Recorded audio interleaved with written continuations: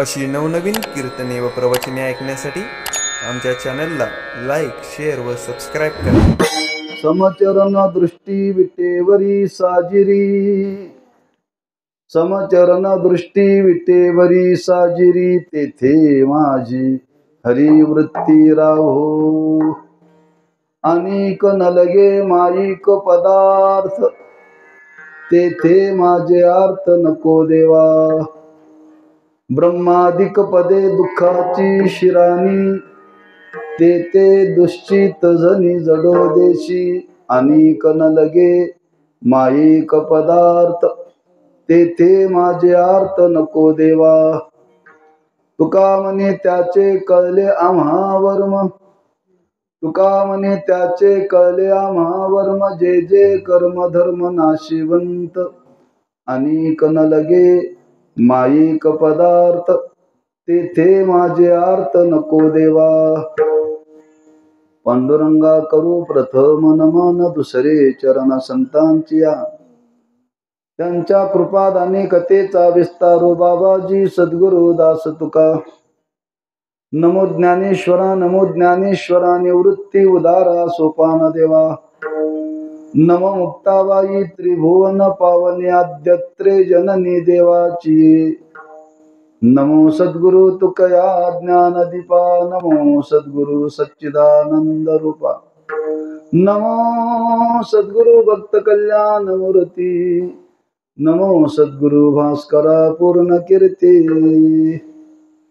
समचरण दृष्टी विटेवरी साजिरी, तेथे माझे हरी वृत्ती राहो. अनेक नलगे माईक पदार्थ, तेथे माझे अर्थ नको देवा. शिवे करता निवडलेला भंग श्रीमंत जगद्गुरु श्री तुकोबारायांचा असून, त्या भंगातून जगद्गुरु श्री तुकोबाराय आपल्या उपास्य देवतेचं वर्णन करतात का. तुकोबाराय थोर उपासक आहेत बरं का. या अभंगातून तुकोबारांनी उपदेश केलेला नाही बरं का. त्या उपास्य देवतेविषयी आपल्या अंतःकरणामध्ये असलेला भाव, उत्कट भाव प्रगट केलेला आहे.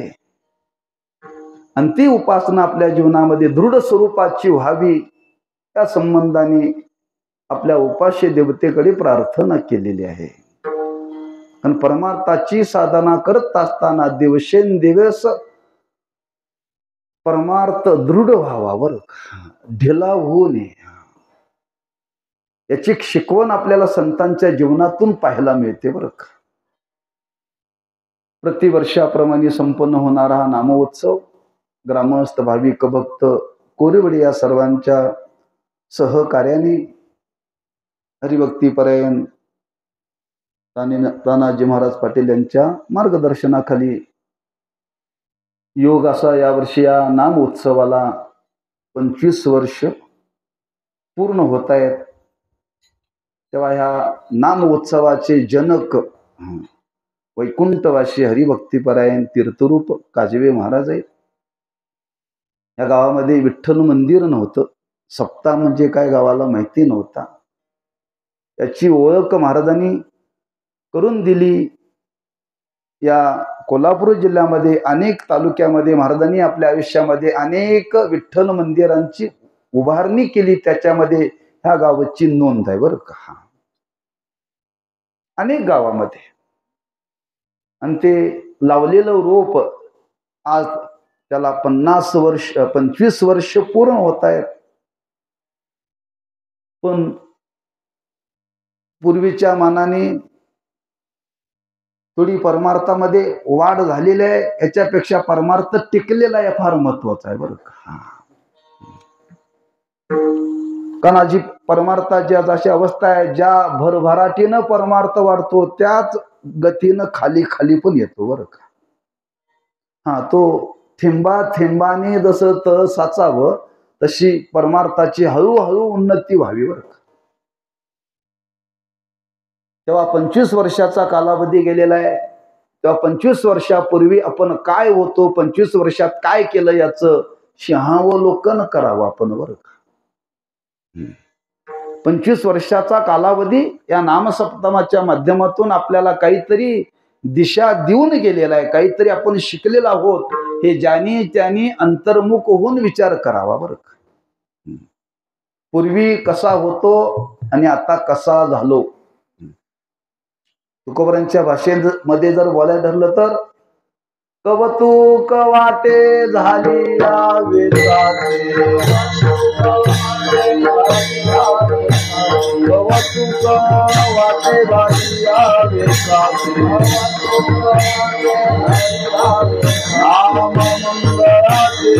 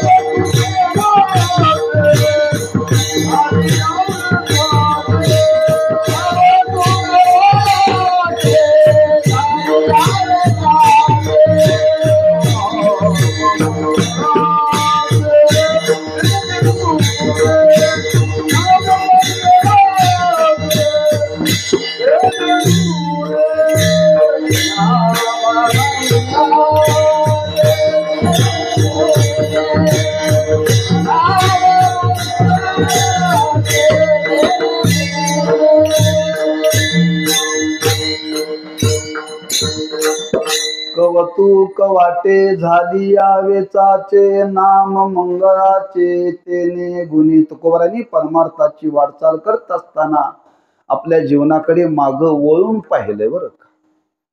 आणि वळून पाहिल्यानंतर तुकोबाराय चिंतन करतात की आज या परमार्थाच्या साधनेमध्ये ज्या स्थितीला आम्ही प्राप्त झालो, पूर्वी कसा होतो ते मागचं आणि आताचं पाहिल्यानंतर महाराज म्हणतात माझं मलाच कौतुक वाटत. तसं आपण वारकरी होण्याच्या आधी कशी स्थिती होती, परमार्थाला लागण्याच्या पूर्वी काय आपली अवस्था होती आणि आता पण काय अवस्था आहे हे आपण चिंतन करावं. मग 25 वर्षामध्ये गेलेला काल आहे, काय काय घडामोडी घडल्या. नवीन मंदिराचा जीर्णोद्धार झाला, अनेक वारकरी झाले. त्याच्यापेक्षा एक विशेष सांगता येईल बरं का. या 25 वर्षामध्ये या गावामध्ये कीर्तनकार तयार झाला चांगला बरं का. हे 25 वर्षातलं मानावंच लागेल बरं का. अशा गावोगावी निर्माण होत नाहीत, लक्षात ठेवा. 25 वर्षामध्ये झालेला बदल आहे लक्षात ठेवा. आणि ती कीर्तनकार पुष्कळ आहेत, पण निष्ठावंत वारकरी होऊन ही सेवा करणं आज कठीण आहे बरं का. म्हणून या 25 वर्षामध्ये हे झालेला बदल आहे. एक बदल सांगितला मी, अशा अनेक बदल झालेले आहेत आणि आपण आपल्या जीवनाचं चिंतन करा बरं का. म्हणून एवढ्या कालावधीमध्ये गेलेला हा काल शहावलोकन आपण करावं. दूरचा प्रवास आपण चालत जावं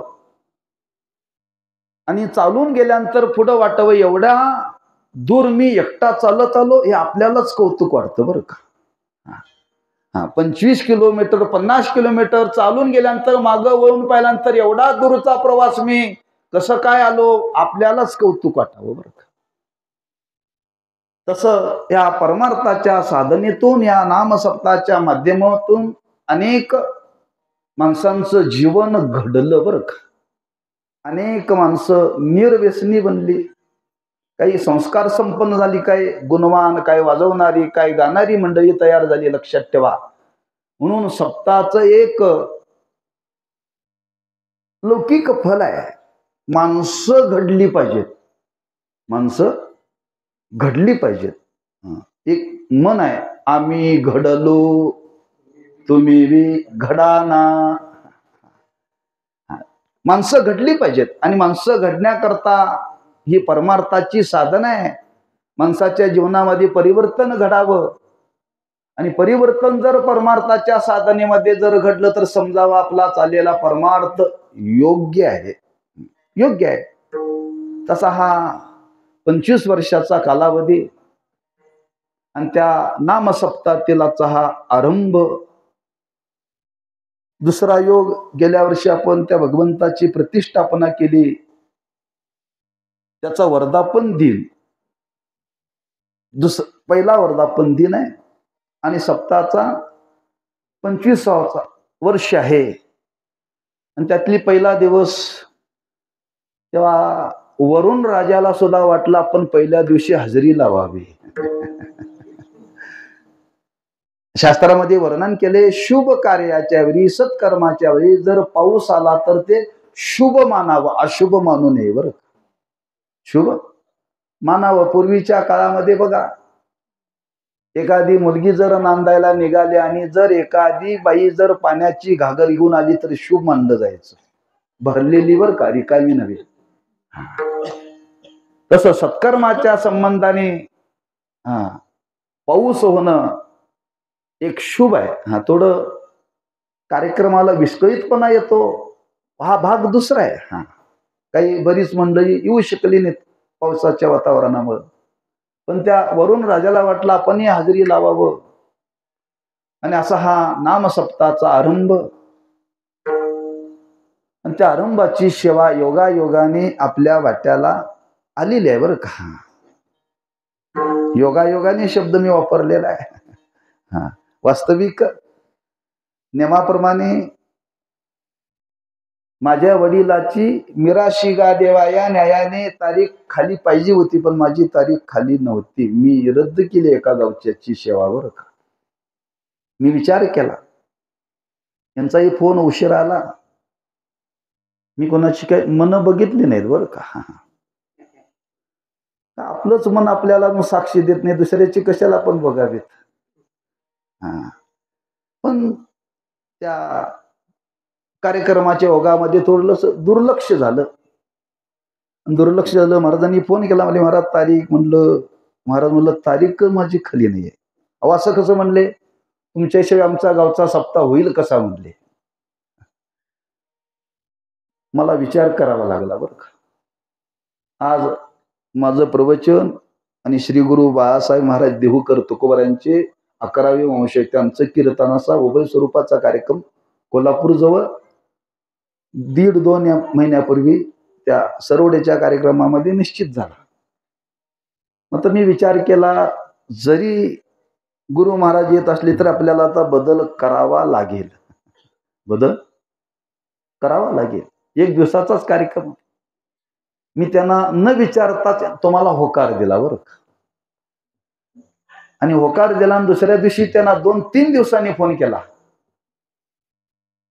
आणि सांगितलं असं अशी वार्षिक सेवा आहे आणि मी नजर चुकीनं आपल्याला हो म्हटलो, तेव्हा मी काय आपल्या कार्यक्रमाला येणार. महाराज हो म्हणले, गुरु महाराज येणार आहेत पण माझा नाही इलाज आहे. म्हटलं मला जाणं भाग आहे. का मी जर नाही म्हटलो असतो तर मला काय या 7 दिवसात झोप लागली नसती. बरं का, एवढा ऋणानुबंध या गावाचा आहे, लक्षात ठेवा. तेव्हा हा आजचा योग सेवेचा आहे, तेव्हा पहिल्या दिवसाची सेवा आहे, आपल्या संप्रदायाचा विधी आहे.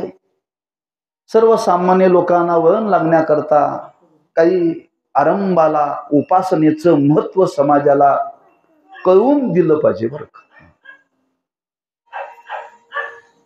कारण आपला वारकरी संप्रदाय हा उपासना प्रधान आहे. लक्षात ठेवा, ज्ञान संपादन करावं, विद्वत्ता प्राप्त करावी, पण उपासनेशी मात्र एकविध एकनिष्ठ राहावं. बरं का, सकल संत जीवनाचा आढावा आपण घ्या. सकल संत हे सामान्य नव्हते, अवतारी पुरुष होते. किंबहुना सगुण निर्गुणाचा साक्षात्कार झालेली मंडळी. बरं का, उभय स्वरूपाचा साक्षात्कार यांच्या जीवनामध्ये झालेला आहे. कारण ज्याची उपासना करतात त्या उपासनेच्या संबंधाने ज्ञानोबांनी वर्णन केले. बापर कुमा देवे वरु सगुण निर्गुण रूप विटेवरी दाविली खून. सगुण निर्गुण तोच आहे. नाम उभय स्वरूपात साक्षात्कार आपल्या सकल संत जनांना झालेला आहे. नेम असा आहे, सगुणाचा साक्षात्कार झाल्यानंतर निर्गुणाचा साक्षात्कार होतो आणि निर्गुणाचा साक्षात्कार झाला की पुन्हा मनुष्य वृत्तीवरती येत नाही बरं का. वृत्ती येता मग बळ लागे. का वृत्तीचा संबंधच राहत नाही निर्गुणाचा साक्षात्कार झाल्यानंतर. केवळ एक अवस्था येते आणि त्या अवस्थेमध्ये ना देणं ना घेणं, कुठला व्यवहारच घडत नाही. लक्षात ठेवा, कोणताही व्यवहार घडत नाही. एकदा वृत्ती त्या निर्गुण स्वरूपाशी तद्रूप झाली की ती पुन्हा व्यवहार करण्याकरता प्रवृत्त होत नाही. सुखे मी निजलो गा शून्य सारुनी ते त्रिकुट शिखरे गा दान मिळया येते. अशा अवस्थेला प्राप्त झालेले संत त्यांनी विचार केला, आपल्याला जरी हा साक्षात्कार झालेला असला तरी पुन्हा समाजाला वळण लावण्याकरता आपल्याला कल्पित द्वैताचा अंगीकार करावा लागेल. आणि कल्पित द्वैताचा अंगीकार करून आपल्याला ही भक्ती करावी लागेल. नाम त्यांनी स्वीकारली म्हणून आज आमच्या तुमच्या वाट्याला हा आनंद भोगायला मिळतोय. जर त्याच अवस्थेमध्ये जरी महात्मे राहिले असते तर आमच्या तुमच्या वाट्याला हा उपासनेचा आनंद भोगायला मिळाला नसता बरं का. म्हणून त्यांना करावं लागलं, नको ब्रह्मज्ञान आत्मस्थिती भाव, नको ब्रह्मज्ञान आत्मस्थिती भाव.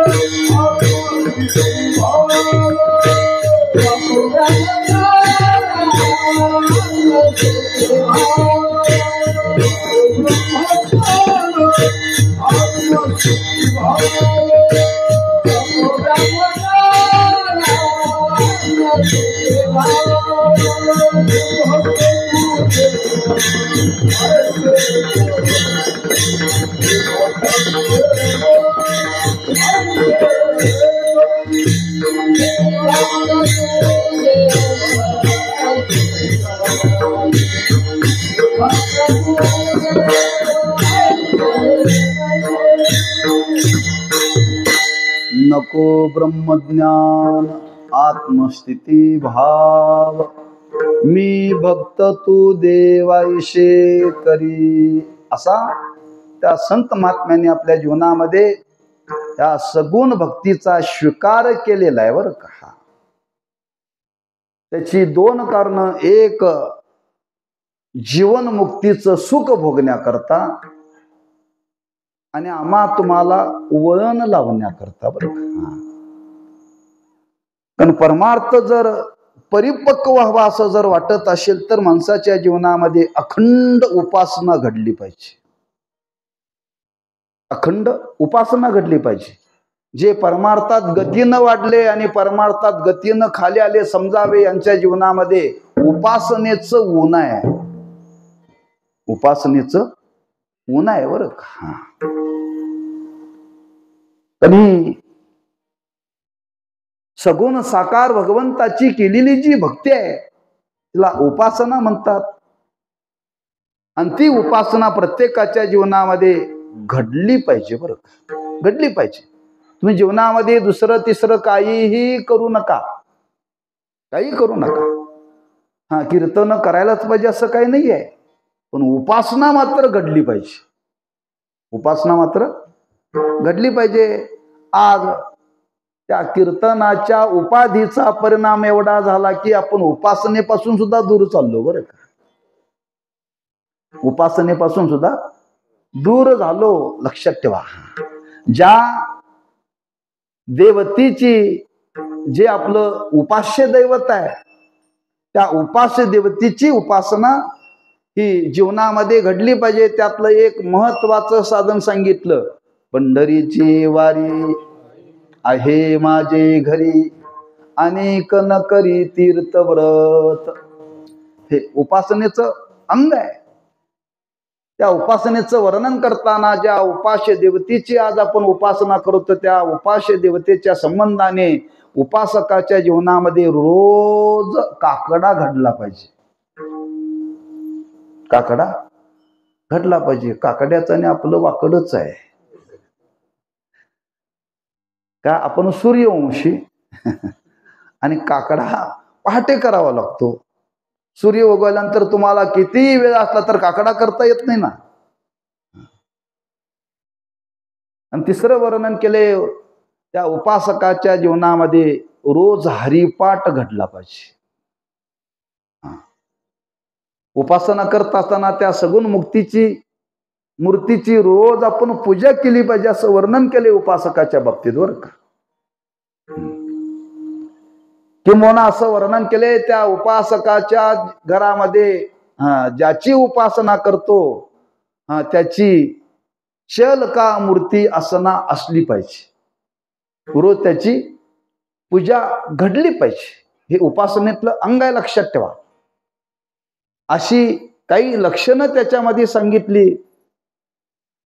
मग ही अशी उपासना जीवनामध्ये घडण्याकरता काय लागतं, ज्या उपास्य देवतेची उपासना करायची ही लक्षणं सांगितली. पण ती उपासना जीवनामध्ये दृढ होण्याकरता आपली जी वृत्ती आहे ती उपासनेमध्ये अखंड रत पाहिजे. अखंड रत पाहिजे बरं का. धर सोडपणा चालत नाहीये. हा, तुकोबांनी वर्णन केले, पूजेचंच महत्व सांगितलं. धार अखंडित ओघ चालियला, पूजा होते मुक्ता फळी, रस ओविया मंगळी. अखंड त्या भगवंताची उपासना घडली पाहिजे. कधीही अंतर पडता कामा नये.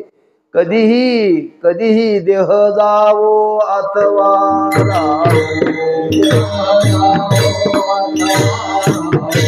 देह जावो अथवा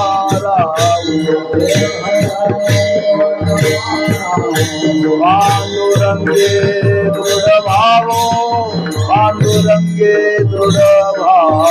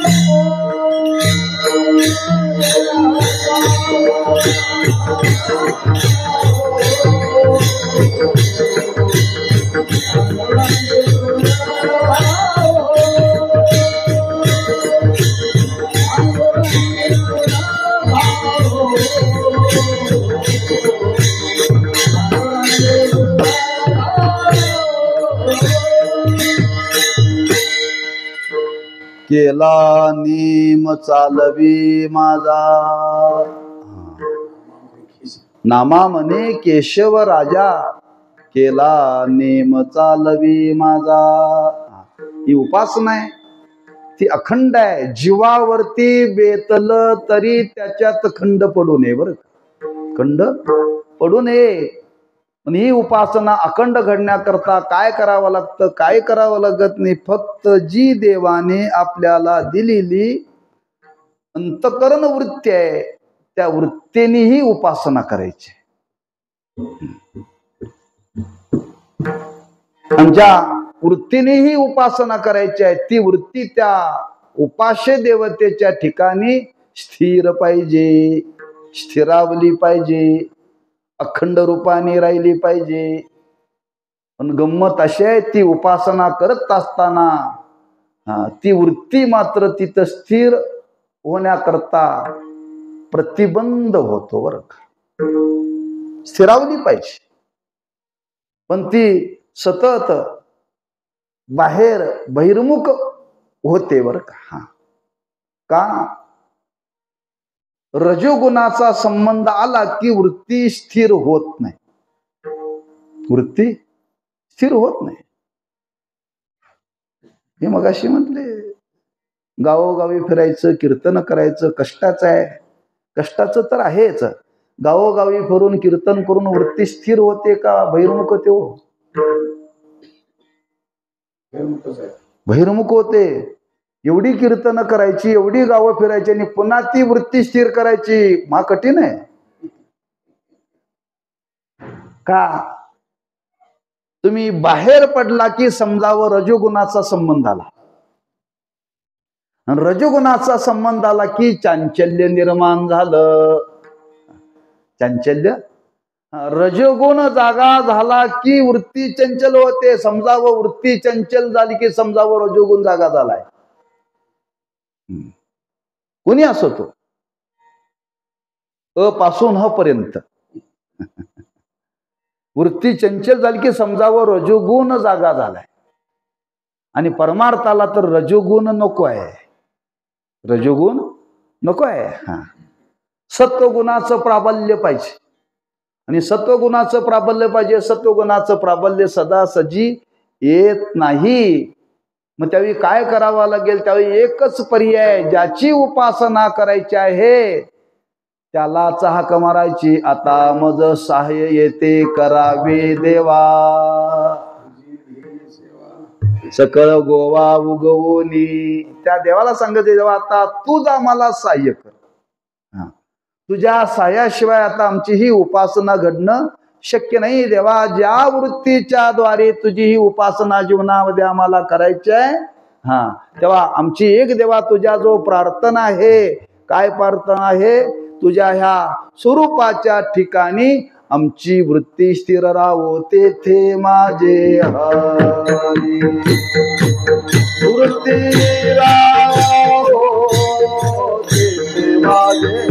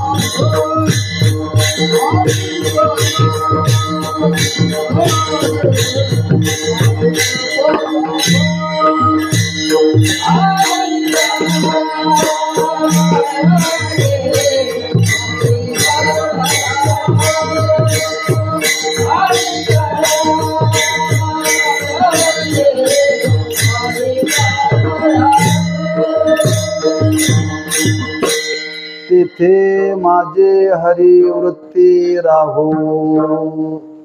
तेथे म्हणजे कोठे? समचरण दृष्टी विटेवरी साजिरी. तेथे ज्या देवतेची उपासना जीवनामध्ये घडावी त्या उपास्य देवतेचं महाराजांनी काही विशेषणाच्या द्वारे केलेलं वर्णन आहे बरं का. आणि ते विशेष वर्णन आहे, लक्षात ठेवा. हे संतांनीच वर्णन करावं, लक्षात ठेवा. कारण महाराजांनी वर्णन केले, पतिव्रता नेने अनेकांची स्तुती, सर्व भावे पती ध्यानी मनी. त्या पतिव्रतेच्या जीवनाचं वर्णन करताना असं वर्णन केले, तिला अनेकांची स्तुती आवडत नाही. तिच्या ध्यानामानाचा विषय एक पतीच बरं का. हीच उपासकाची अवस्था आहे बरं का. उपासकाने इतर देवतेचं वर्णन करूही नये आणि वर्णन ऐकूही नये बरं का. वर्णन करू नये आणि वर्णन ऐकू नये. म्हणून इथं महाराज त्या उपास्य देवतेचं वर्णन करतात. ज्या वृत्तीला ज्या उपास्य देवतेच्या ठिकाणी स्थिर करायचं आहे का, उपासना घडण्याकरता बरं. आपण शेतकरी आहात. शेतामध्ये काही पीक लावलेलं आहे, पेरणी केलेली आहे, ते उगवलेलं आहे. त्याची चांगल्या प्रमाणे वाढ होण्याकरता विहिरीतलं पाणी वा नदीतलं पाणी वा पाईपलाईनचं पाणी त्या पिकापर्यंत जाण्याकरता काय करावं लागतो? त्या पाण्याला वाट करावी लागते. त्या वाटेला काय म्हणतात? पाट म्हणतात. विहिरीतलं पाणी त्या पाटाने प्रत्येक त्या धान्याच्या त्या पिकाच्या मुळापर्यंत जावं म्हणून त्याच्याकरता पाट लावले जातात. ते पाटाने बरोबर पाणी सगळ्या पिकाला पुरतं बरं का. एकच पाट केल्यामुळं. जर पाट न करता जर शेतात पाणी सोडलं तर जिकडं रस्ता दिसल तिकडं पळतं पाणी बरं का. तीच वृत्तीची अवस्था आहे, तीच वृत्तीची. म्हणजे शेतामध्ये पिकाला पाणी देण्याकरता जसं पाट लावला की त्या पाटाने बरोबर पाणी सगळ्या शेताला पाणी पुरतं बरं का. आणि ते पीक पितं. पाट नाही लावला तर पाणी काही ठिकाणी कोरडं राहतं, काही ठिकाणी जादा होतं. ते रस्ता दिसल तिकडं जातं. तीच अवस्था आहे. या वृत्तीला जर स्थिर करायचं असेल तर त्या उपास्य देवतेकडेच न्यावं लागेल. उपास्य देवतेची उपासना केल्याशिवाय वृत्ती स्थिर होऊ शकत नाही, होऊ शकत नाही, लक्षात ठेवा. मग तुम्ही व्यापार करा, धर्मकारण करा, राजकारण करा, अगदी त्याच्या पुढे जाऊन उचापत्या करा. पण वृत्ती स्थिर असावी लागते बरं का. वृत्ती स्थिर असावी लागते. आणि ती वृत्ती स्थिर राहण्याकरता त्याला उपासनेशिवाय दुसरा पर्याय नाही. पर्याय नाही बरं का, लक्षात ठेवा. म्हणून इथं तुकोबाराय सांगतात की ज्या देवतेची आपल्याला उपासना करायची आहे त्या उपास्य देवतेचं वर्णन करतात. त्या वर्णन करण्याचा हेतू, जर आपल्याला त्या उपास्य देवतेचं जर यथार्थ रूप कळेल तर वृत्ती तिथं स्थिरावेल बरं का. वृत्ती तिथं स्थिरावेल. मग त्या उपास्य देवतेचं वर्णन महाराज करतात. समचरण दृष्टी विटेवरी साजिरी. 4 चरणाचा अभंग आहे, पण 3.5 चरण वेगळी आणि पहिल्या चरणातली अर्धाली वेगळी. तुम्ही तराजू घ्या, तराजू. एका पारड्यामध्ये अर्ध चरण ठेवा आणि एका पारड्यामध्ये 3.5 चरण ठेवा. वजन अर्ध्या चरणाचं जास्त आहे. 3.5 चरणामध्ये शब्द जादा आहेत. प्रत्येक शब्दाची मोजणी करा 3.5 चरणातली. आणि अर्धातली ते शब्द मोजा, किती शब्द थोडे आहेत पण सिद्धांत आहे त्याच्यामध्ये. आणि सिद्धांत असल्यामुळे तेच पारड जड आहे बरं का, लक्षात ठेवा. हा मग त्या पूर्वार्धामध्ये महाराज त्या उपास्य देवतेचं वर्णन करतात. समचरण, समदृष्टी, विटेवरी, साजिरी अशी 4 विशेषण प्रगट केलेले आहेत महाराजांनी. की महाराज म्हणतात ज्या उपास्य देवतेची आज आपल्याला उपासना करायची आहे, त्या उपास्य देवतेचे चरण सम आहेत. सम आहे का महाराजांनी उल्लेख केला असेल? चरण शब्द उच्चारला असता तर चाललं असतं, पण त्याला महाराजांनी एक शब्द घातला, समचरण. नुसतं चरण शब्द वापरला नाही बरं, सम शब्द वापरलेला आहे. कुणी म्हणेल त्यांनी दोन्ही पाय सारखे ठेवलेत म्हणून समचरण वापरलं. एवढ्यावरती त्याची संगती लागत नाही. संगती लागत नाही बरं का. की महाराजांना सांगायचं आहे की ज्या उपास्य देवतेची आज आपण उपासना करणार, हा सगुण साकार परमात्मा जरी असला तरी तो संपूर्ण त्रिभुवनामध्ये समरूपाने भरलेला आहे. समरूपाने भरलेला आहे. अशी एकही जागा या त्रिभुवनामध्ये नाही की जिथे देव नाही. जिथे देव नाही बरं का. म्हणजे आज आपण ज्याची उपासना करणार, तो परमात्मा परिच्छिन्न नसून तो परमात्मा व्यापक आहे. तो परमात्मा व्यापक आहे. व्यापकाची उपासना करता येत नाही, पण व्यापक असलेलाच मर्यादित रूपाने तिथं प्रगट झालेला आहे. पण मर्यादित रूपाने प्रगट झालेला असला तरी त्याच्या व्यापकतेला मात्र कोणतीही बाधा नाही आहे. बाधा नाही आहे. समुद्र कसा आहे? व्यापक आहे. आता जो पाऊस पडला तो कुठून पडला हो? कुठल्या पाण्याचा पडला?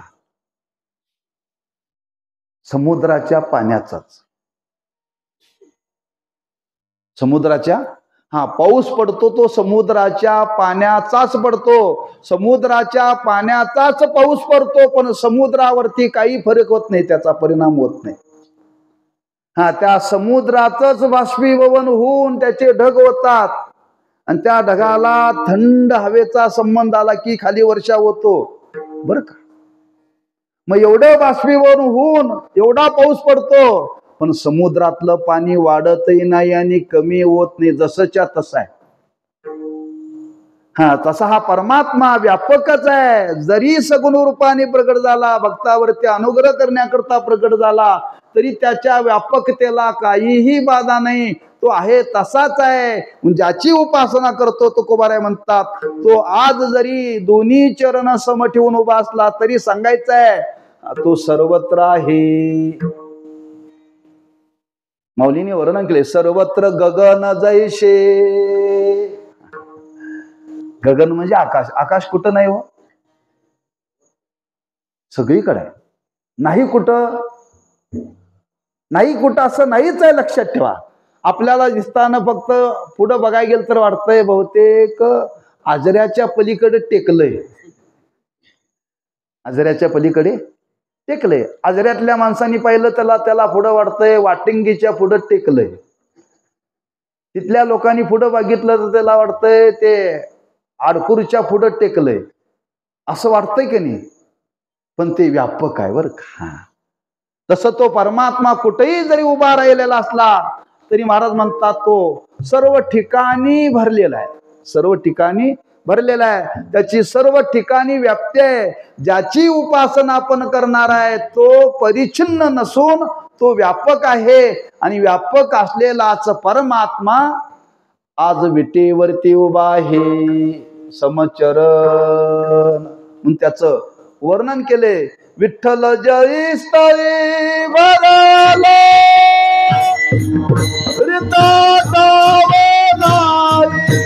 उरला अजिगा दृष्टीने पाहिला. विठ्ठल विठ्ठल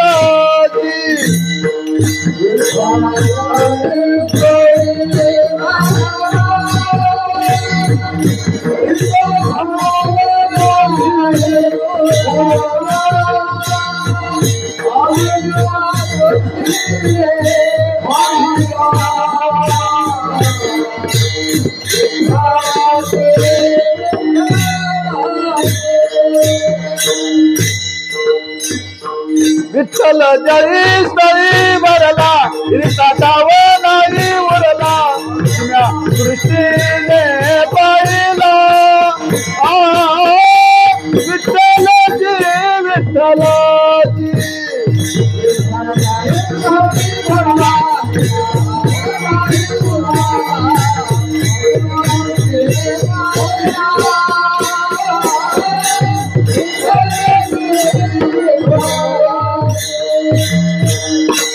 विठ्ठल जळी स्थळी भरला रिता ठाव नाही उरला आज म्या दृष्टीने पाहिला विठ्ठलची विठ्ठलची। ज्याची आज आपण उपासना करणार तुकोबाऱ्या म्हणतात तो उपास्य देवता, जी उपास्य देवता आज विटेवरती दोन्ही चरण सम ठेवून जरी उभी असली तरी महाराजांना सांगायचं आहे तो सर्वत्र आहे, व्यापक आहे बरं का। आज उपासकाला याची जाणीव झाली पाहिजे बरं का। आपण आज देवाची भक्ती करतो, आमची धारणा काय आहे? देव देवळात आहे, देव देवळात आहे, मग देवळाच्या माग काहीही करायला का हरकत आहे? देवाला का मागचं दिसतं का? पाठीमाग डोळ्यात का नाहीये? तो देवळात आहे, मग भिंतीच्या पलीकडे केलेलं त्याला काय कळतं का? ही भावना का निर्माण झाली? आज लोकांची बघण्याचीच वृत्ती अशी निर्माण झाली। देव परिच्छिन्न आहे, देव परिच्छिन्न आहे। अरे परिच्छिन्न नाही, त्याच उपासकाला कळालं जसा तो आत आहे तसा तो बाहेर आहे। हे जर उपासकाला याचं जर ज्ञान होईल तर उपासकाच्या मनामध्ये कधीही पाप वासना येणार नाही। ही अवस्था उपासनेतून प्राप्त होते। अनेकांना झाली आत हरी बाहेर हरी, आत हरी बाहेर हरी,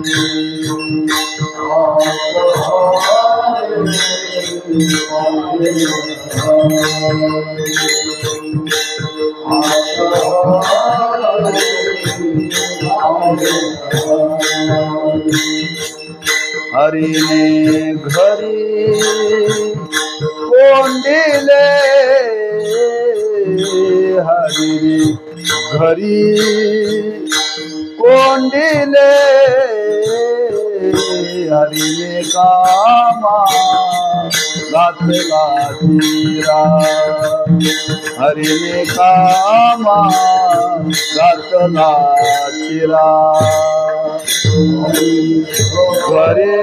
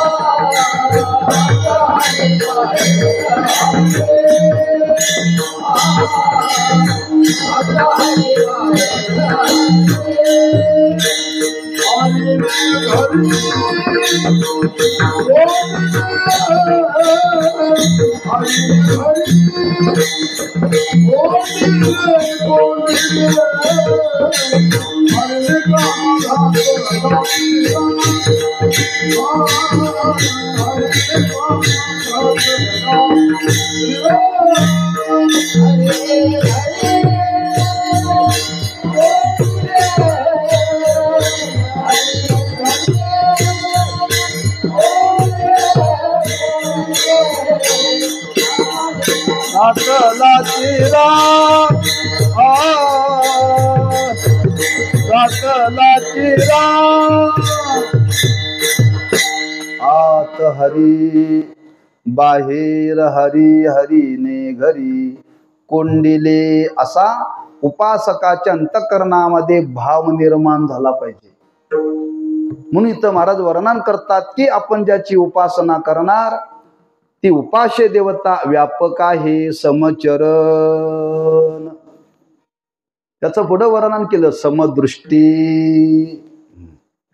दृष्टी शब्दाचा अर्थ तिथे ज्ञान होतो. दृष्टी शब्दाचा अर्थ तो सर्वांना सारखं फल देतो असा अर्थ त्याचा होतो बरं का.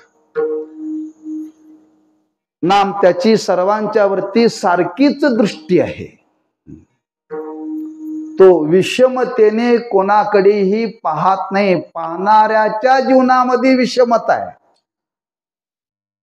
पाहणाऱ्याच्या जीवनामध्ये विषमता आहे. लोकांना सांगितलं पंढरपूरला येता का, लोक म्हणतात तो वारकऱ्याचा देव. तो वारकऱ्याचा देव. काही लोकांना तो तिरुपतीला येता का, ते म्हणते श्रीमंताचा देव.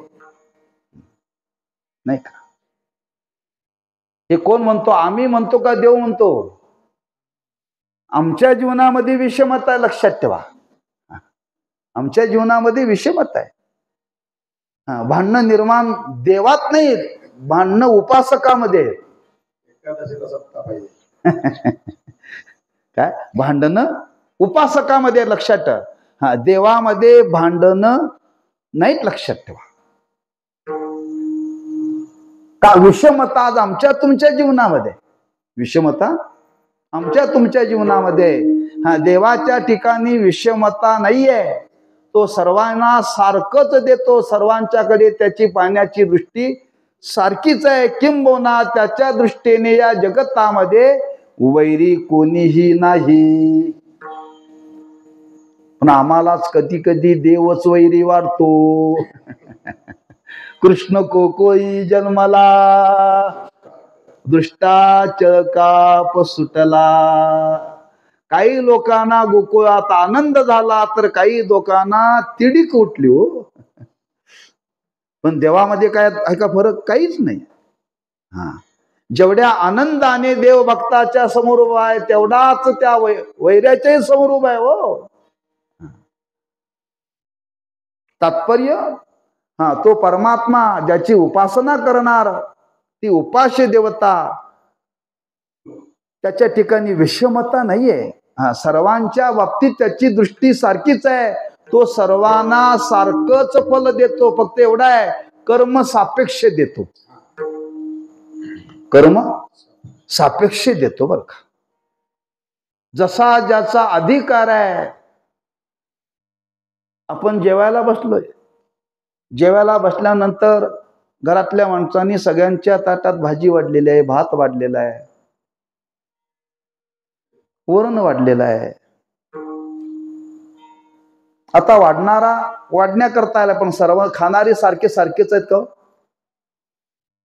काही जण 2 भाकरी खाईल, कोण 1 भाकरी खाईल, कोण 1.5 भाकर खाईल, कोण 3 भाकर खाईल. खाणाऱ्याची विषमता आहे का वाढणाऱ्याची विषमता आहे? खाणाऱ्याची विषमता आहे हो. हा, जसा ज्याचा कोटा चांगला तसा तो खातो बरं का. पण वाढणारा मात्र हा जास्त खातोय, हा कमी खातोय, त्याच्या अंतःकरणामध्ये काहीच भाव नाही बरं का. फक्त त्याच्या योग्यतेप्रमाणे तो त्याला वाढतो. तसं देव जसं ज्याचं कर्म आहे तसं त्याला तो फल देतो. त्या देण्यामध्ये आणि घेण्यामध्ये त्याचा काही संबंध नाही आहे. म्हणून सर्वांच्या बाबतीत तो कर्म सापेक्ष फल देतो. त्याच्या देण्यामध्ये विषमता नाही. नामदेवरायांनी देवाकडे तक्रार केली, देवा तुम्ही सर्वांना सारखं फल देत नाही. तुम्ही सारखं फल देत नाही. काही जागेचं महात्म्य असतं बरं का. जागेचं महात्म्य असतं. ब्रह्मलीन श्री गुरु साखरे महाराज सांगायचे, तुम्ही आता ड्रायव्हिंग करताय, हा, ड्रायव्हिंग करायला बसल्यानंतर तुमच्या रस्त्यात जाता जाता कोणी आडवा जर आला तर तुमच्या मुखातून ओवी येईल का शिवी येईल? का? त्या शीटचा परिणाम, शीटचा परिणाम. महाराज सांगायचं खरे महाराज बर का. हा, ड्रायव्हर म्हणून त्या शीटवरती तुम्ही बसला ना, कुणी आडवा आला की तुम्ही किती कीर्तनात ओव्या म्हणणारा असला तरी त्या शीटवरती बसल्यानंतर शिवी येणारच. जागेचं महात्म्य बर का. तसं सांगितलं नामदेव रायना, मी ज्या जागेवरती उभा आहे नामदेवा त्या जागेवरती उभा राहा, म्हणजे तुला काय चाललंय ते दिसेल. काय चाललंय ते दिसेल तुला. हे खाली उभं राहून तुला दिसणार नाही म्हटले. उभं राहून दिसणार नाही. खरं हो, बघ म्हणते एकदा उभं राहून. देव खाली उतरले, नामदेव महाराज उभे राहिले आणि नामदेवरांच्या लक्षात आलं कालांतराने देव करतो ते बरोबरच आहे बरं. हा, त्या विटेवरती उभं राहिल्यानंतर नामदेवरांच्या लक्षात आलं. म्हणजे जीवनामध्ये या जगामध्ये बऱ्याच ठिकाणी आपल्याला विषमता दिसते. विषमता दिसते बघा. हा, एखादी बाई बारीक असते पण तिला 4 मुलं, तिला ते आवरता येत नाहीत बरं का. एखादी बाई दष्टपुष्ट असते पण तिच्या पोटाला येते उदबत्ती छाप. विषमता आहे का नाही? म्हणून एकाने गणित काढलं बरं का. एकाने गणित काढलं देवाच्या बाबतीत. हे ग्रस्त प्रवासाला निघाले होते आणि उन्हाळ्याचे दिवस आणि जांभळाच्या झाडाखाली झोपला. विश्रांती झाली आणि लक्ष गेलं हे जांभळाचं झाड आहे. टपोरी अशी जांभळ लागलेली होती.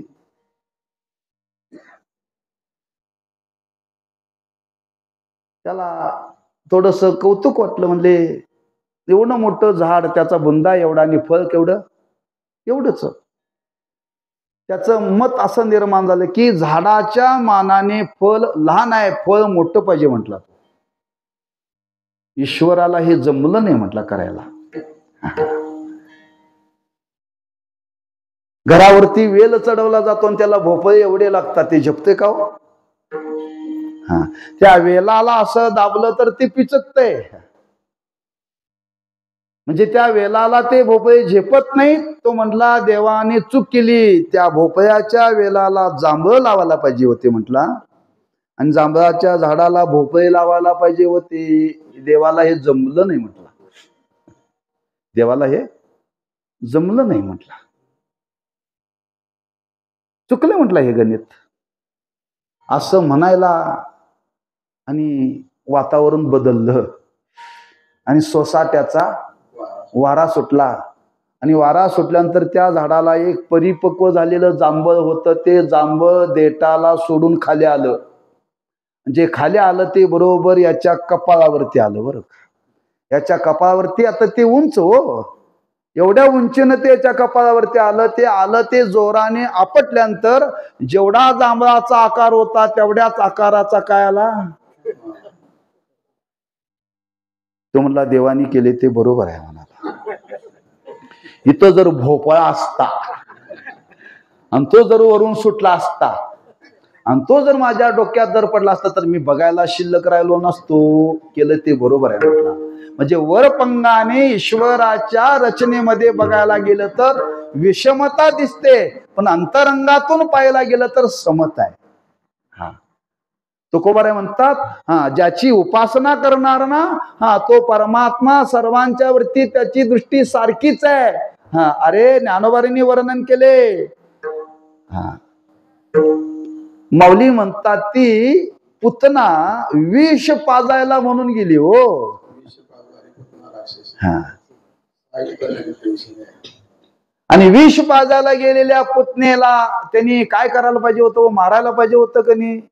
पण नाही, पण त्याला मुक्ती दिली. सायजू सवरोसू दिदला पुतने विषाचे निस्तन पाने. हा, पाजू आली बरं का. हा, स्तनामध्ये विष भरून गेलेले आहे वैरभावाने गेलेला आहे, तरी देवाने त्याला मुक्ती दिली. मग जो शुद्ध भावाने भक्ती करतो त्याला का अधिक अधोगतीला पाठवेल? हा, अशी कितीतरी उदाहरणं पुराणामध्ये लक्षात ठेवा. म्हणजे इथं भगवंताच्या ठिकाणी विषमता नाहीये, तो सर्वांना सारखंच फल देतो. समदृष्टी.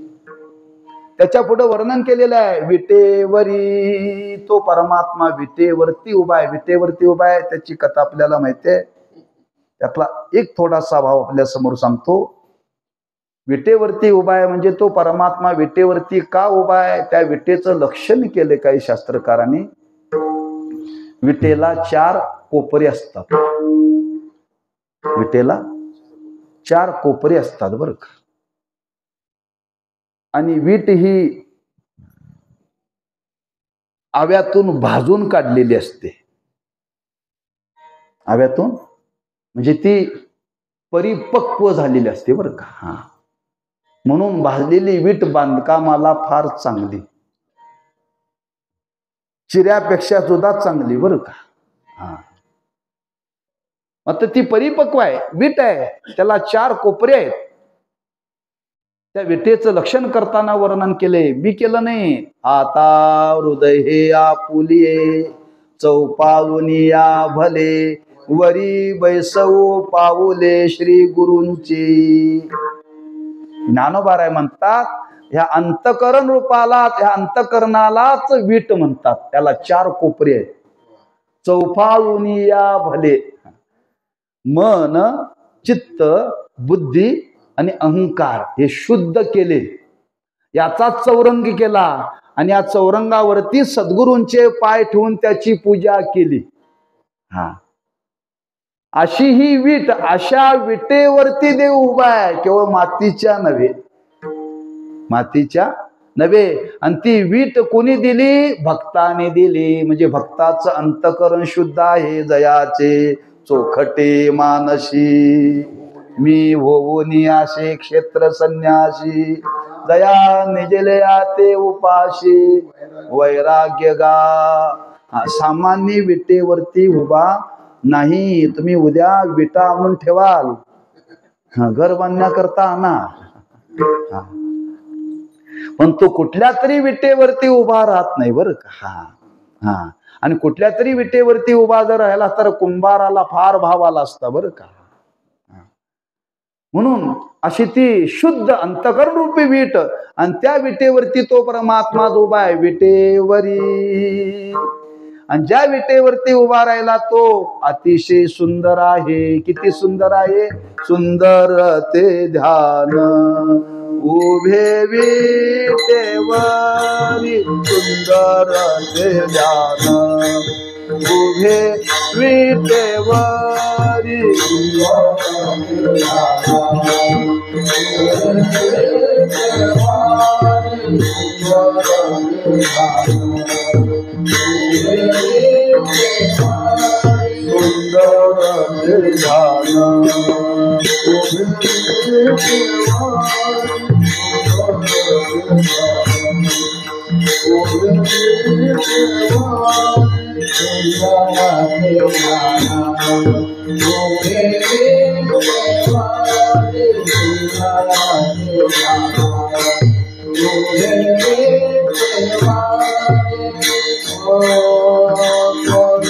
कटावरी ठेवोनिया, कटावरी ठेवोनिया, तुळशी हार गळा, काशेची तांबर तुळशी हार गळा, काशेची तांबर. कटावरी ठेवोनिया,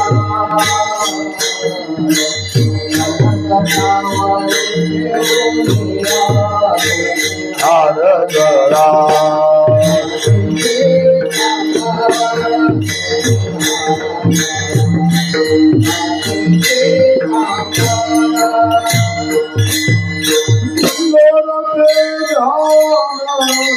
उभे विटेवरी, कटावरी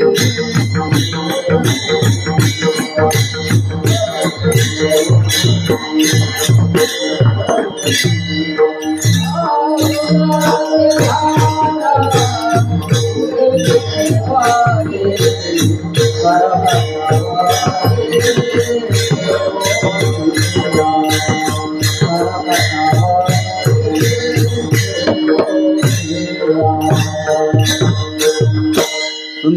ते ध्यान उभे विटे वरी करकटावरी ठेवोनिया.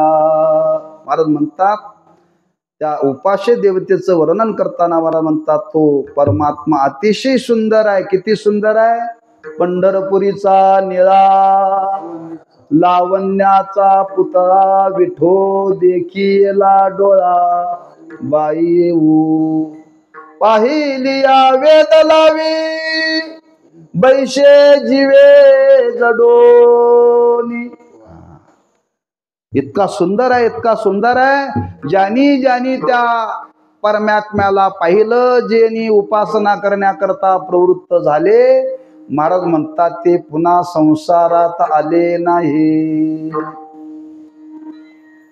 पुन्हा तुका पंढरीशी गेला पुन्हा जन्मा नाही आला.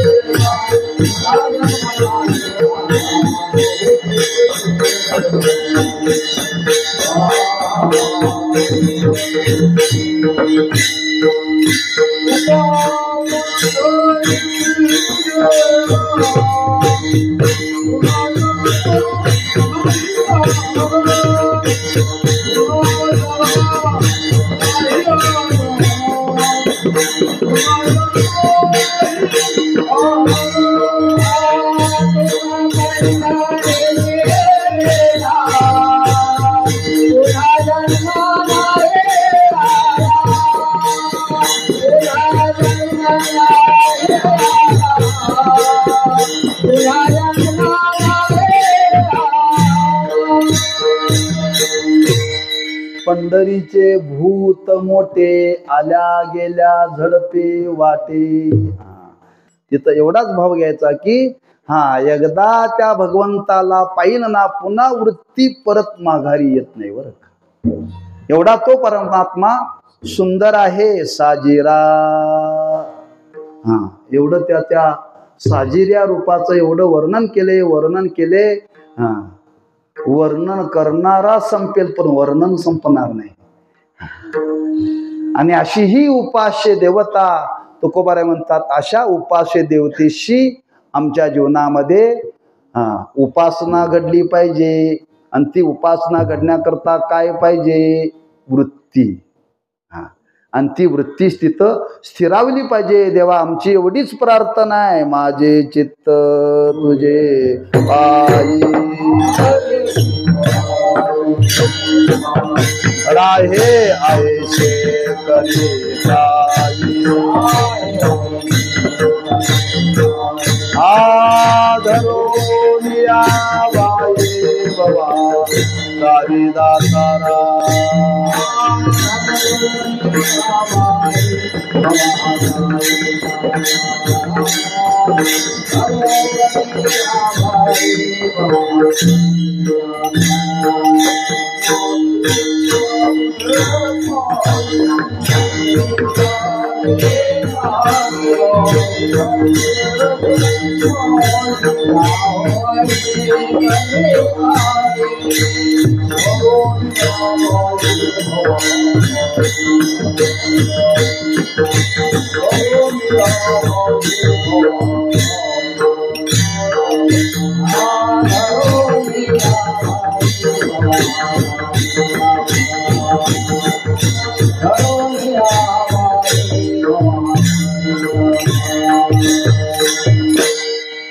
माझे चित्त तुझे पायी राहे आयशे करी काही धरून या बाई भवा तारी दातारा.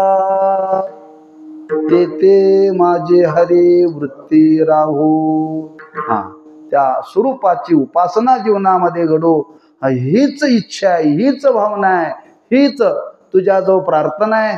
याच्या व्यतिरिक्त आम्हाला कशाची गरज नाही. आणि न लगे माईक पदार्थ तेथे माझे आर्त नको देवा विठोबा रखुमाई. जय जय विठोबा, जय जय विठोबा रखुमाई. काय वाजवा. समचरण दृष्टी विटेवरी साजिरी तेथे माझे हरी. वृत्ती राव आणि न लगे माईक पदार्थ तेथे माझे अर्थ नको देवा. विलंब झालाय तेव्हा माझ्या गणिताने 11:30ला 10 मिनिटं कमी आहेत. 10 मिनिटात 3 चरणाचा भाव सांगतो. मी सांगितलं आरंभाला अर्ध चरण एका पारड्यात घालायचं आणि 3.5 चरण एका पारड्यात घालायची. तेव्हा 3 चरणाचा भाव सांगून सेवा वेळेत पूर्ण करू का? पहिला दिवस आहे, पहिल्या दिवसाची सेवा वेळ झाली तर पुढची तरी वेळेत होतील हो. अनिक न लगे माईक पदार्थ तेथे माझे अर्थ नको देवा. जगद्गुरु श्री तुकोबाराय त्या उपास्य देवतेची उपासना अखंड घडण्याकरता त्या उपास्य देवतेचीच उपासना गाडावी. त्याच्या व्यतिरिक्त उपासकाच्या अंतःकरणामध्ये कोणतीही इच्छा असता कामा नये. हा उपासक म्हटला की एक त्याच्या अंतःकरणामध्ये प्रेम, ज्याच्या अंतःकरणामध्ये भोगाची इच्छा आहे त्याच्या जीवनामध्ये उपासना घडत नाही. उपासना घडत नाही, लक्षात ठेवा. आम्हा तुम्हाला उपासना करण्याकरता का सांगितले हो? आमच्या तुमच्या चित्तातली भोगाची वासना कमी व्हावी म्हणून उपासना करायची आहे बर का. असोनी संसारी जीवे वेगो करी वेदशास्त्र उभारी बाह्या सदा सर्वस्वाचा त्याग करून कोणी उपासना करेल हो. पण या संसारातली आसक्ती कमी व्हावी आणि ती उपासकाच्या अंतःकरणामध्ये नसते. त्या उपासकाच्या अंतःकरणामध्ये सदसत विवेक असतो आणि विवेक जागा झाला की त्याच्या अंतःकरणामध्ये देवाविषयी प्रेम निर्माण होतं आणि विषयाविषयी त्यागाची इच्छा निर्माण होते. मग 2 चरणामध्ये त्यागाचा विचार मांडलाय. आणि न लगे माईक पदार्थ. माईक म्हणजे माया कार्य आहेत. माया कार्य म्हणजे सुख दुःखाला कारण आहेत. सुख दुःखाला कारण आहेत. कारण मायाची हीच आधी जड आहे, दुःखरूप आहे. ती आपल्याला सुख कशी देईल हो? तिच्याकडून तुम्ही सुखाची किती अपेक्षा करा, शक्यच नाही आहे. म्हणून ती माया कार्य आहे आणि माया कार्य असल्यामुळे तिच्यापासून निर्माण झालेलं सर्व जग सुद्धा तसंच आहे बर का. येरते माईक दुःखाची जनिती नाही आधी अंती अवसानी. अडचण एवढीच आहे, ती सुख दुःखाला कारण आहे. पण तिच्या ठिकाणी एक ईश्वराने शक्ती दिली. काय दिली? आकर्षण फार मोठं आहे. आकर्षण फार मोठं आहे. तुम्हाला विचारतो, खऱ्याला आकर्षण जास्त असतं का खोट्याला असतं? काय बापू? खोट्याला आकर्षण जास्त असतंय. खऱ्याची जाहिरात करावी लागते का खोट्याची जाहिरात करावी लागते?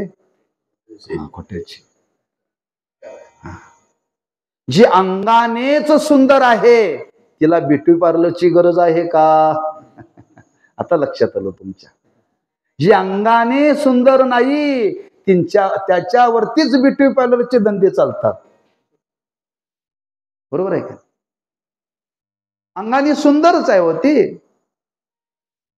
तशी माया कशी आहे? ही आकर्षित करते बर का. खोटा अवंती खोटा. अहो महाराज म्हणतात, अहो तिने खऱ्याला झाकायचं काम केलं. सत्य गेले भोयावरी अविद्येची चाली थोरी. ज्या देवाच्या सत्तेवरती राहते त्या देवाला तिनं झाकलं आणि ती सांगायला लागली मीच खरी आहे, मीच खरी आहे, माझ्याच नादाला लागा. त्याच्या सत्तेवरती राहून बरं का. म्हणून त्याला शास्त्रामध्ये एक म्हण आहे, खाल्लेल्या घरचं वास मोजणारी. ज्याच्या घरामध्ये खायचं त्याच्याच घरातली वास मोजायची बरं का. अशी काही माणसं आहेत, ते मायेला वर्णन केले बरं का. ज्याच्या सत्तेवरती, ईश्वराच्या सत्तेवरती राहते आणि ती ईश्वराकडे जाऊ देत नाही. ती म्हणते माझाच अंगीकार करा. का? माझ्यामुळं ह्याला देव पण आलंय. माझ्यामुळं देव पण आले, पण तिच्या लक्षात नाही याच्यामुळं आमचं अस्तित्व आहे. म्हणून ती माया आहे, ते आकर्षित करते. फार मोठं आकर्षण त्याच्याजवळ आहे आणि त्या आकर्षणाला कोणी बळी पडू नये म्हणून तुकोबाराय म्हणतात, तेथे माझे आर्त नको देवा. खोट्याला आकर्षित होऊ नका. मगाशी तुम्ही प्रश्न विचारला, का कीर्तन करू नये? आकर्षित होतात माणसं, लक्षात ठेवा. नाही पुढचं बोलायचं नाही, काही गुह्य बोलायचं. कीर्तनाला आलेले माणसं फार हुशार असतात, मीडिया सारखे असतात, मीडिया सारखे. तेव्हा जपून बोलायचं महाराज कीर्तनात. मीडिया सारखे असतात, बरोबर बुवा कुठं चुकतो तेवढंच घेतात आणि ते गावभर करतात बरं का. म्हणून ते झाकून बोलायचं कधी पण बरं का, उघड बोलायचं नाही.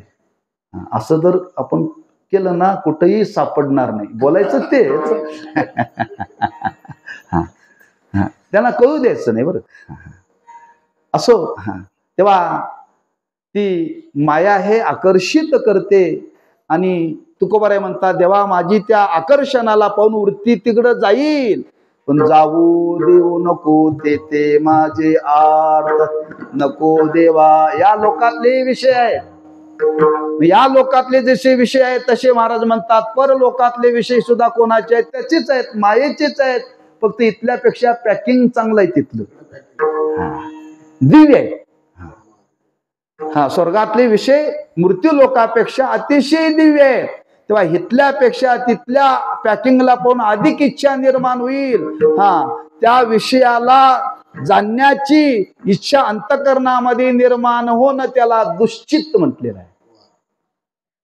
असं भक्ताचं, उपासकाचं चित्त होऊ नये बरं का. शेवटी तुकोबाराय म्हणतात, मी संपूर्ण देवा तुझ्या स्वरूपाचा विचार केला आणि या जगाचा विचार केला आणि या दोन्हीचा विचार केल्यानंतर माझ्या लक्षात आलं फक्त तू एकच तेवढा अविनाश स्वरूपाचा आहेस, बाकीचे सगळे विनाशी आहेत.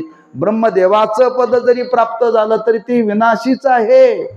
मृत्यूची या मापाशी गजाला, मौलीने वर्णन केले. सृष्टीचा हा विधाता आहे. तो जरी त्या गादीवरती बसला तरी त्यालाही मरावं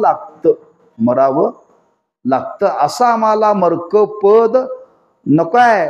आम्हाला तुझ्या स्वरूपाची भक्ती घडावी, तुझ्या स्वरूपाच्या ठिकाणी चित्तवृत्ती स्थिर व्हावी. देवा हे आम्ही जाणलेलं आहे. हे कथाकथित तुझ्याजवळ आम्ही बोलत नाही, आम्ही विचाराने बोलतो. आणि हे मन घेऊन तुकोबाराय म्हणतात, तुका म्हणे त्याचे कळले आम्हा वर्म, जे जे कर्म धर्म नाशिवंत, अनिक न लगे माईक पदार्थ, तेथे माझे आर्त नको देवा. ज्ञानेश्वर माऊली ज्ञानराज माऊली तुकाराम, जय जय ज्ञानेश्वर माऊली ज्ञानराज माऊली तुकाराम, जय जय ज्ञानेश्वर माऊली ज्ञानराज माऊली तुकाराम, जय जय ज्ञानेश्वर माऊली ज्ञानराज माऊली तुकाराम, जय जय ज्ञानेश्वर माऊली ज्ञानराज माऊली तुकाराम, जय जय ज्ञानेश्वर माऊली ज्ञानराज माऊली तुकाराम, जय जय ज्ञानेश्वर माऊली ज्ञानराज माऊली तुकाराम.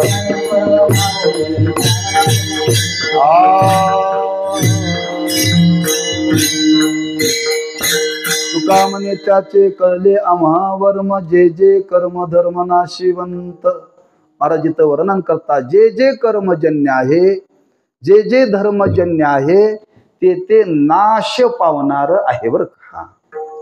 पण परमात्मा हा कर्माने प्राप्त होत नाही, धर्माने प्राप्त होत नाही. हा परमात्मा प्रेमाने प्राप्त होतो.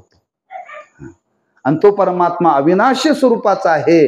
जे जे कर्म धर्म नाशिवंत. म्हणून देवा या तुझ्या स्वरूपाची उपासना आमच्या जीवनामध्ये घडावी, ती अखंड घडावी. त्याच्याकरता वृत्ती तिथं स्थिरावली पाहिजे. तेव्हा देवा तुझं आम्हाला सहाय्य पाहिजे. आणि त्या भगवंताने जर सहाय्य केलं तर आपल्या जीवनामध्ये अखंड उपासना घडेलच, यात काय संशय नाही. म्हणून त्या भगवंताच्या स्वरूपाच्या संबंधाने वर्णन करून तुकोबाराय आपल्या वृत्तीला तिथं स्थिर करण्याकरता त्या भगवंताकडे प्रार्थना करतात. समचरण दृष्टी विटेवरी साजिरी, तेथे माझे हरी वृत्ती राहो.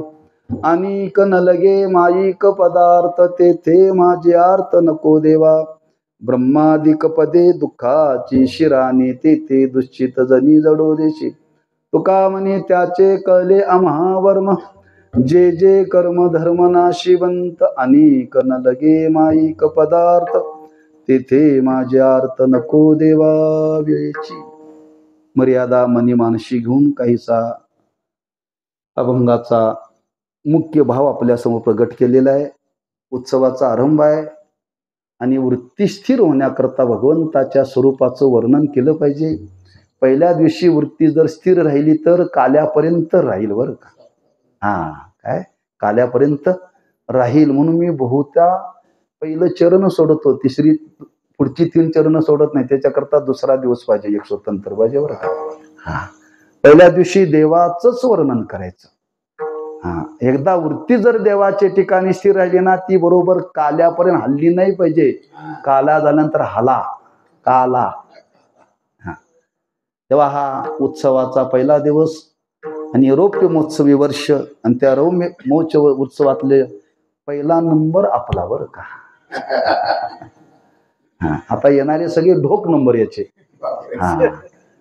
तेव्हा हा उत्सव आपण चाललेला आहे. आज त्या भगवंताचा गेल्या वर्षी आपण त्याची स्थापना केली. हा पहिला वर्धापन दिन आणि आपण थोडीशी याच्यामध्ये तडजोड केलेली आहे बरं का. लक्षात ठेवा, सप्ताह म्हटलं की सप्ताहामध्ये एक पर्व का असावा लागतो. एक एकादशीचा तरी पर्व का असावा लागतो, नंतर भगवंताच्या जयंतीचा तरी पर्व का असावा लागतो. म्हणून आपण जयंतीचा पर्व काळ मनी मानशी घेऊन रामनवमी याच्यामध्ये घेतलेली आहे बरं का. आणि रामनवमीच्या दुसऱ्या दिवशी आपण काला ठेवलेला आहे. तो पर्व काय, एकादशीचा जसा पर्व काय तसाच रामनवमीचा पर्व काय. दोन्हीमध्ये सारखेपण आहे, लक्षात ठेवा. तुम्हाला एकादशी हवी असं वाटत असेल तर सप्ताह अष्टमीला सुरू करा आणि त्रयोदशीला संपवा. आणि रामनवमीचा पर्व काळ तुम्हाला साधायचा असेल तर दशमीला काला करा. आमचं काही मत, आमचा स्वार्थ याच्यामध्ये काहीही नाही. तुमचा सप्ताह झाला तरी आम्ही वारीला जाणारच आहे, नाही झाला तरी आम्ही वारीला जाणारच आहे. असं काही आक्षेप करू नका बरं का. समजून घ्या. परमार्थ जर टिकवायचा असेल कुठंतरी समजूतपणा घेण्याची गरज आहे. म्हणून एक पर्व काळ आपण धरलेला आहे. याच्यामध्ये 5 दिवसाचा उत्सव आपण पूर्वी करत होतो. पण क्षीरापती ज्या दिवशी व्रताची सांगता होते द्वादशीला, आणि व्रताची सांगता होत असल्यामुळं क्षीरापत केल्याशिवाय देवाला झोपवता येत नाही. क्षीरापत करून देवाला झोपवायच्या आधी काला करणार कसा. क्षीरापत केल्याशिवाय काला करता येत नाही, असा संप्रदायाचा विधी आहे. पूर्वीच्या लोकांनी धरली. एकादशी हा पर्व काळ धरून पूर्वी हा प्रघात गावोगावी चालू आहे. पण त्याच्या मागं मात्र हा शास्त्रशुद्ध विचार आहे. द्वादशीचा पर्व काळ झाल्याशिवाय त्रयोदशीला काला करता येत नाहीये. तेव्हा आपण रामनवमीचा पर्व काळ याच्यामध्ये घेतलेला आहे. तेव्हा अति काहीतरी वाद घालू नका. हे असंच केलं पाहिजे, तसंच केलं पाहिजे, हे कसं टिकेल असा प्रयत्न करा बरं का. हे मोडकं येईल असं काही अनेक विचार याच्यामध्ये आले तर त्याला फाटे फार फुटतात बरं का. याच्यातून काहीही दोष लागणार नाही. म्हणून मी सांगितलं दोन पर्व काय येतात. एका पर्व काळाला धरून आपण समारोप याच्यामध्ये घेतलेला आहे. याची थोडी विचाराने स्वीकार करा. बळजबरीने नाही बरं का. विचाराने आपल्या विचार समोर सांगितलेला आहे. नाहीतर मग अशी चर्चा झाली की हरकत नाही. आजचा 1 दिवसाचा वर्धापन दिन साजरा करा आणि नेहमीप्रमाणे वैशाख मध्ये करा. अंतर्दशेला काला करा. मे महिना आहे, सुट्ट्या आहे, मुलं मिळतील पारायणाला, सर्वांना बरं पडतं. आणि पर्व काळ धरून जर करायचं असेल तर नामनवमीचा जागर ठेवा आणि दशमीला काला करा. आणि काही निष्ठावंत वारकरी पंढरीला जाणार आहे त्यांना रस्ता मोकळा झाला. आणि तुमचं तुम्हाला खरं करायचं असेल तर करा, त्यात काही दुमत नाही बरं का. तेव्हा हे विचाराने कुठंतरी स्वीकारा, हे आपल्याला टिकवायचं आहे. मतांतर याच्यामध्ये म्हणू नका. अनेक त्याला फाटे पडतात. तुका म्हणे वाटे नका फुटू देऊ फाटे. एक विचार आला की अनेक विचार येतात, त्याला लक्षात ठेवा. तेव्हा याच्या मागं काहीतरी शास्त्र शुद्धता आहे. हा विचार जीवनामध्ये स्वीकार करून हा उत्सव आनंदाने चालेल, कसा टिकेल. 25 वर्षाचा कालावधी आपण आतापर्यंत गाठलेला आहे. याच्या पुढच्या पिढीला याचा उपयोग होणार आहे. याच्यातून समाज प्रबोधनाचं कार्य आहे, समाज घडवण्याचं कार्य आहे. म्हणून आजपर्यंत आपण ज्यांच्या आशीर्वादाने हा उत्सव चालवला, तीर्थरूप वैकुंठवासी महाराज त्यांच्याच कृपेनं पुढचंही कार्य आपल्या गावचं चालावं अशी त्या भगवंताच्या चरणी प्रार्थना करून शिवेला पूर्णविराम देऊ. पायाच्या प्रसादे काही बोलिलो विनोदे, मज क्षमा करणे संती नवे अंगभूत युक्ती. नोहे उपदेश तुमचे बडबडिलो शेष, तुमच्या कृपेचे पोसणे जन्मोजन्मी. तुका म्हणे तुकाराम तुकाराम तुकाराम तुकाराम.